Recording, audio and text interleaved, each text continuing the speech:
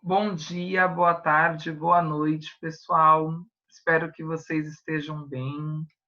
No dia de hoje, nós vamos conversar sobre sintaxe de colocação pronominal. Este assunto é um assunto muito importante, tanto para interpretação de textos, quanto para produção de textos, inclusive também em alguns elementos de marca voltado à comunicação oral. Com certeza você já ficou com dúvida se você fala te amo ou amo-te. Se você coloca um pronome antes do verbo, se você coloca um pronome depois do verbo, ou se você coloca ali o pronome no meio. Isso tudo eu pretendo dialogar com vocês neste encontro, e aí nós vamos aprender alguns nomes um pouco mais técnicos voltado a tudo isso que eu falei agora. Então nós vamos entender o que é uma próclise, o que é uma mesóclise e o que é uma ênclise. Para isso, eu vou querer que vocês estejam junto comigo lá na página 41 da nossa apostila de número 3.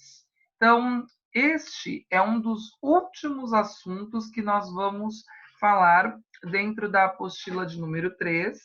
Semana que vem eu dialogarei com vocês sobre o papel das conjunções e o papel das interjeições. E aí nós vamos, no mês de novembro, rumo à apostila de número 4 nos meses de novembro e dezembro. Estamos finalizando o nosso percurso gramatical. Eu espero que vocês estejam conseguindo unir muitos dos assuntos com os quais até então nós dialogamos. Então, só para reforçar, página 41 da nossa apostila de número 3. Esta apostila aqui. Bom? Tranquilo? Então, nós vamos agora, lá nessa página 41, identificarmos o seguinte início de explicação. Não faltam exemplos de gramáticos, linguistas, pensadores e cidadãos comuns que negam a todo custo a imposição de normas de colocação de pronomes no Brasil.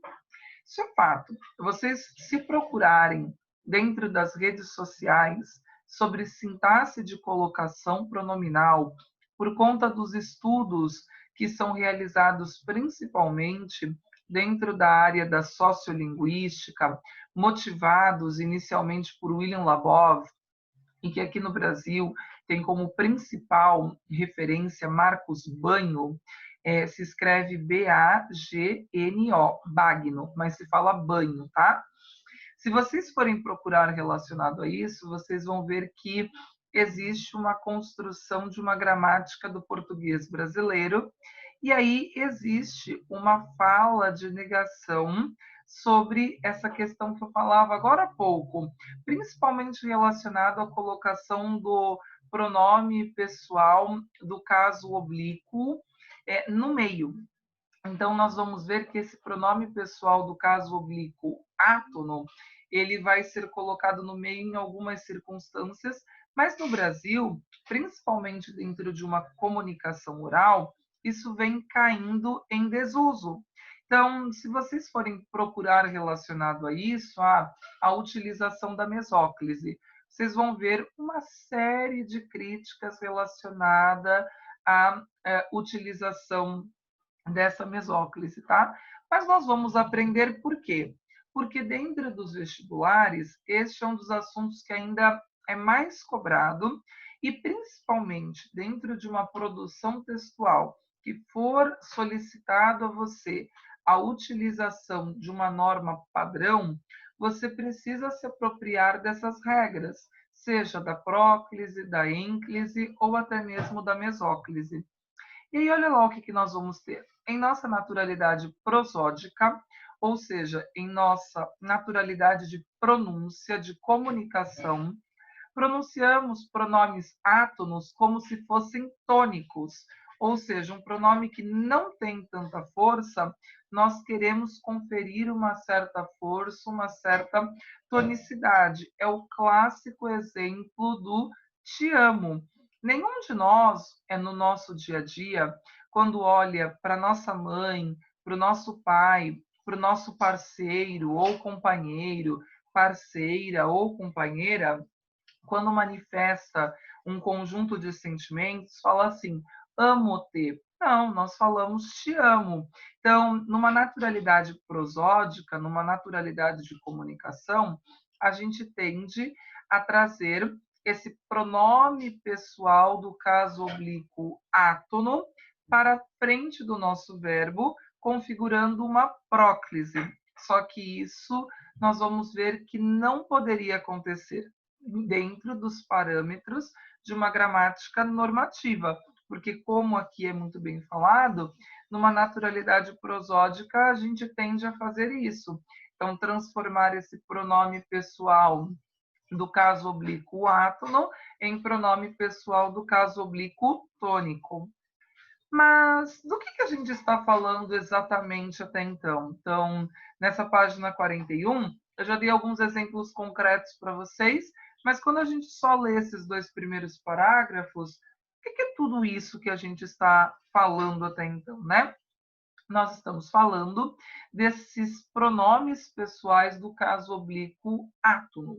E aí, né, como a gente sabe que a memória às vezes é curta, quais são esses pronomes pessoais do caso oblíquo átono? Nós temos aqui essas identificações. Então, nós temos o me, nós temos o te, tanto é que, veja, né, no exemplo que eu dei do te amo, te é um pronome pessoal do caso oblíquo átono.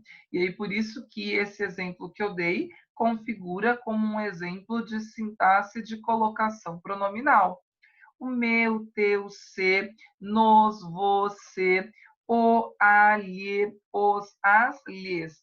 Guarda essa tabelinha dos pronomes pessoais do caso oblíquo átono, porque justamente essa tabelinha vai indicar para você possibilidades de interpretação da utilização dos casos que agora nós vamos juntos mergulhar.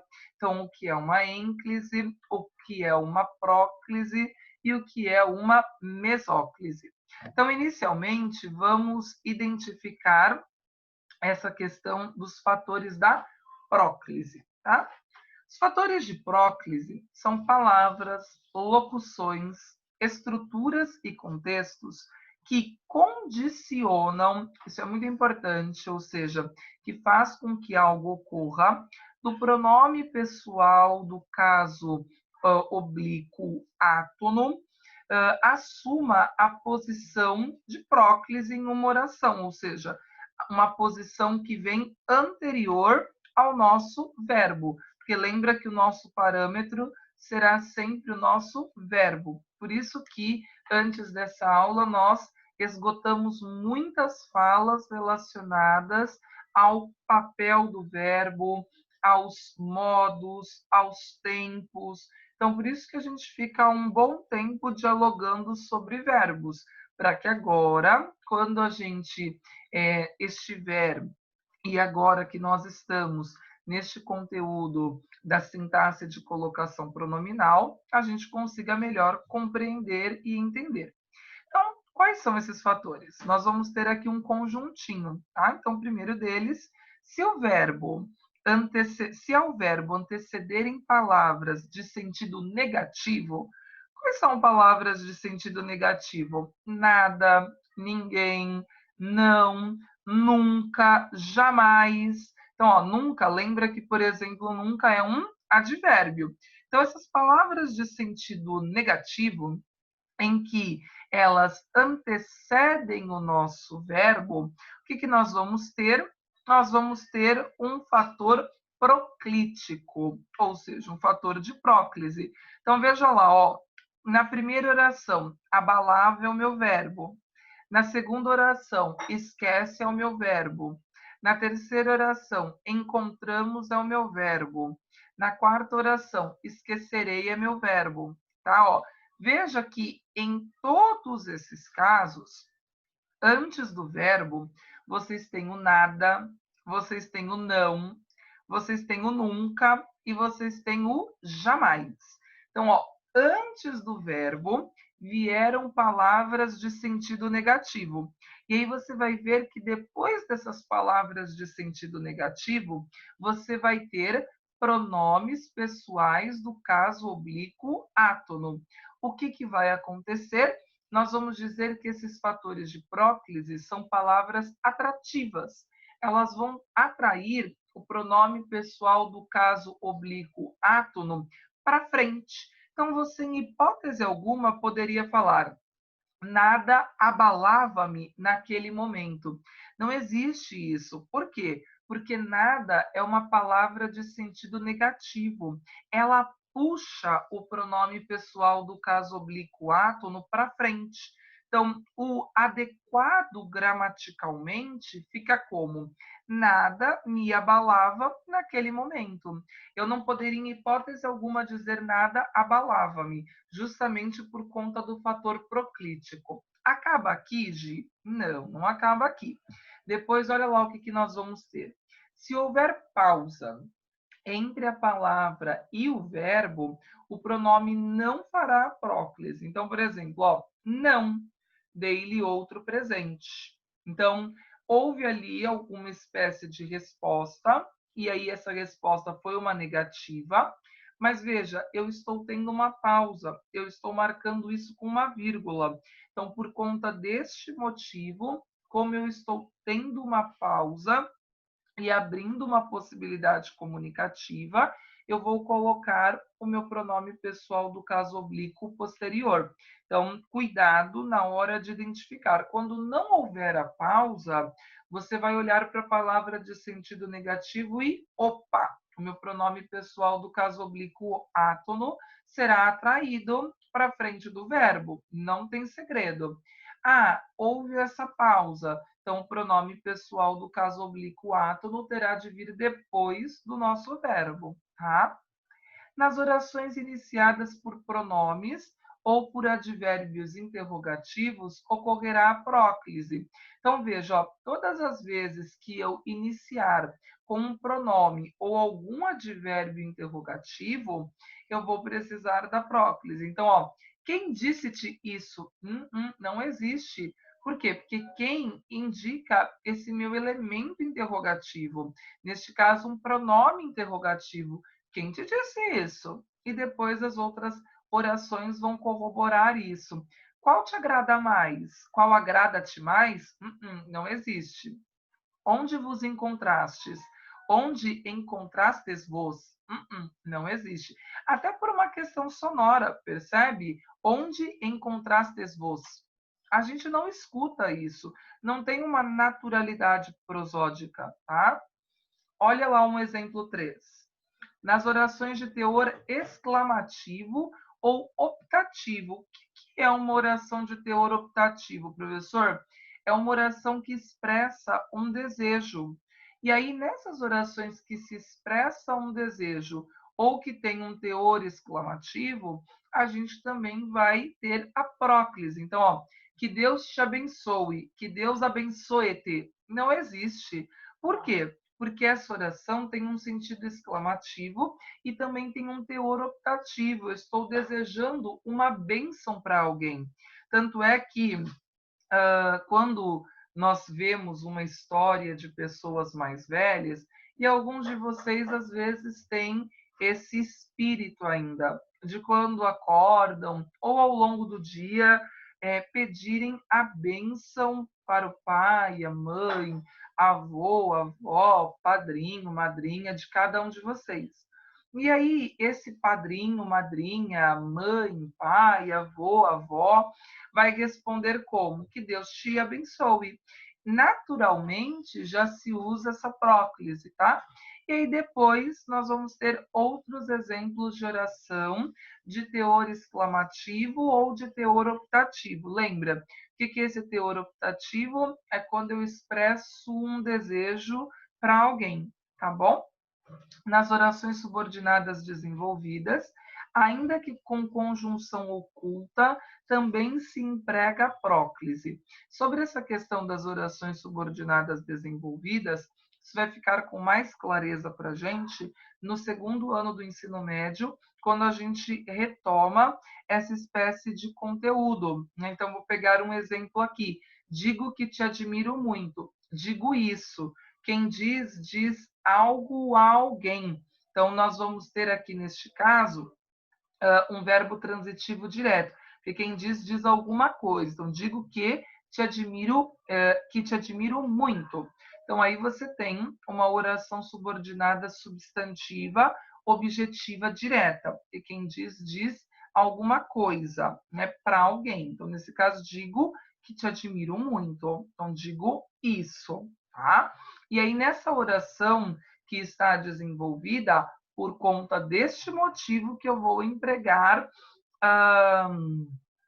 o fator proclítico. Então, aí, portanto, você tem esse elemento da próclise. Tudo bem? Então, digo que te admiro muito. Digo isso. Quem diz, lembra, diz alguma coisa para alguém, tá? Neste caso aqui, lembra, eu tenho uma oração subordinada substantiva. Aí, posteriormente, nós vamos aprender a classificar se é uma objetiva direta, se é uma objetiva indireta. Então, aguardem os próximos capítulos. E, inclusive, aqui nós vamos ter um grande diálogo linguístico sobre essa questão, tá? E um último fator que nós vamos ter, dois últimos fatores, são voltados à questão do gerúndio e também voltado a uma questão específica, voltar à especificidade do verbo ser antecedido de um advérbio ou de alguma expressão adverbial, tá? Então, esses fatores aqui, proclíticos, eu vou querer que vocês analisem, vejam, especifiquem, porque eles são muito interessantes. Depois nós vamos ter as regras gerais de colocação pronominal com um só verbo. Então, isso é muito importante, porque o que a gente vai ver? Se não se enquadrar em nenhum desses fatores proclíticos, você vai utilizar a ênclise. Tá? Então, você vai colocar esse pronome pessoal do caso oblíquo átono, que não tem uma força, depois do verbo. Tá? Agora, se vier cada um desses cenários com os quais agora eu trouxe para vocês, então, por exemplo, se antes do verbo eu tiver uma palavra negativa, se eu tiver uma oração que é iniciada por pronome ou um advérbio interrogativo, uma oração de teor exclamativo ou optativo, numa oração subordinada que está desenvolvida, quando é um verbo que vem antecedido de um advérbio ou expressão adverbial, sem que haja pausa entre ambos, eu também vou empregar a próclise. Quando a oração disposta em uma ordem inversa, o que é uma ordem inversa? Lembra? Em língua portuguesa eu tenho o sujeito, o verbo e o predicado. Quando, por exemplo, o meu sujeito ele aparece no meio ou no final da oração, e aí quando é iniciado por algum predicativo ou objeto direto, eu também faço o emprego de um fator proclítico. Em todos esses casos que agora eu delimitei, nós vamos ter esse exemplo. E aí eu vou querer que vocês vejam as regras gerais de colocação pronominal, quando eu só tenho um verbo e quando eu tenho uma locução verbal. E aí, a partir disso, só para a gente reforçar, para vocês verem como é muito tranquilo. Quando é que eu vou empregar a ênclise? Quando eu tiver a marca de um futuro do presente ou de um futuro do pretérito. Então, quando eu tiver algum verbo que estiver conjugado neste meu futuro do presente ou no futuro do pretérito, eu vou precisar ter uma sintaxe de colocação pronominal no meio. Então, te amarei. Nós falamos numa naturalidade prosódica te chamarei, mas seria a adequação por uma gramática normativa amar-te-ei, dar-te-ei, dar-te-ia, beijar-te-ia. Então, te beijaria. Nós falamos por uma naturalidade prosódica dessa maneira, mas como nós temos a marca do futuro do pretérito, esse pronome pessoal do caso oblíquo átono precisará estar no meio. No meio em que sentido? Daquilo que é o meu verbo, que vai ficar no infinitivo, e a sua desinência característica do futuro do presente ou do futuro do pretérito. Espero que vocês tenham aproveitado este encontro, se apropriem desses diálogos que eu trouxe agora, do que está presente dentro da apostila de número 3, nas páginas 41 e 42. E aí eu vou propor para que vocês façam todos os exercícios relacionados à página 43, página 44, página 45, página 46, página 47, fechando, por exemplo, esse módulo de número 11. Tudo bem? Agradeço a atenção de vocês, fiquem bem. Qualquer dificuldade, me procurem. Até um próximo diálogo.